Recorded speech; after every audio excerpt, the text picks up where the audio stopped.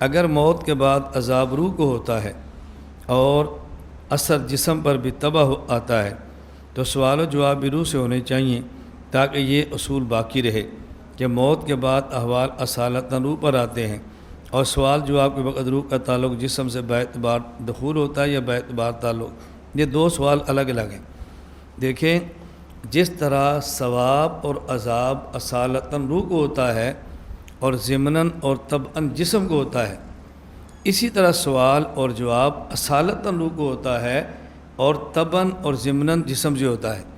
ہم صرف یہ کہنا چاہتے ہیں کہ جسم اور روح دونوں اکٹھے ہوتے ہیں، یہ نہیں ہوتا کہ جسم بغیر روح کے ہو اور روح بغیر جسم کے ہو، یہ نہیں ہوتا، دونوں سے ہوتا ہے، وہاں کے احوال بالکل الگ ہوتے ہیں۔ سوال جواب کے وقت روح کا تعلق جسم سے باعتبار دخول ہوتا ہے یا باعتبار تعلق؟ دخول تعلق یہ قسم ہے، ایک ہوتا ہے دخول، ایک ہوتا ہے تلبس۔ ہم کہتے ہیں روح کا جسم کے ساتھ تعلق ہوتا ہے، خواہ وہ تعلق دخول کا ہو خواہ وہ تعلق تلبس کا ہو، خواہ روح جسم کے اندر آ جائے جیسے پہلے تھی، یہ بھی تعلق ہے، خواہ جسم کے اندر نہ آئے، ان کا آپس میں رابطہ کبھی ہو جائے جیسے کپڑے کا بدن کے ساتھ ہوتا ہے، اس کو تلبس کہتے ہیں سمجھانے کے لیے۔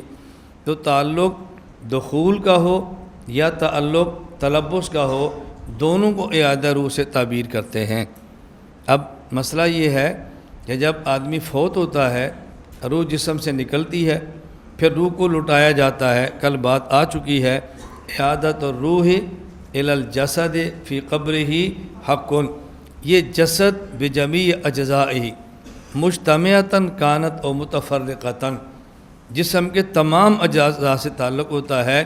ہاں اجزاء اکٹھے ہوں یا اجزاء الگ الگ ہوں۔ اس کا ایک مطلب یہ بھی ہے کہ روح جسم کے اندر آ جاتی ہے، سوال و جواب ہوتے ہیں، اور اس کے بعد روح جسم سے نکل جاتی ہے۔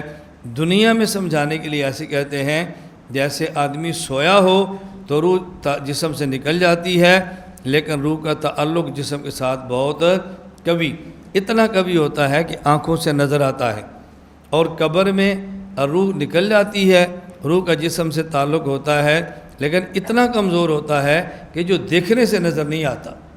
مشاہدہ سے محسوس نہیں ہوتا، لیکن روح اور جسم کا تعلق